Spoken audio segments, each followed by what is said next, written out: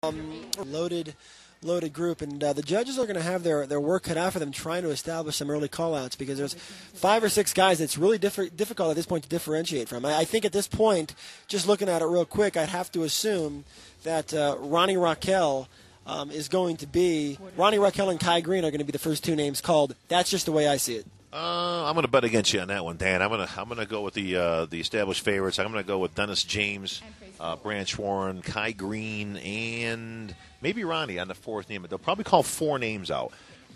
So we may both be right. So it just depends on which way they go. They've kind of gotten away. They used to call out 5 names in the old days, Dan, and they've gotten away from that, which is a change I like.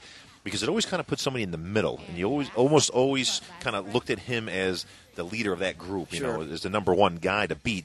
And sometimes that wasn't the case. By putting 4 out there, you don't have a middle slot. I think it was a good change. And as we continue to forecast how this thing's going to play out, we continue to, not give Branch the respect he deserves. Branch is a guy who just won a contest.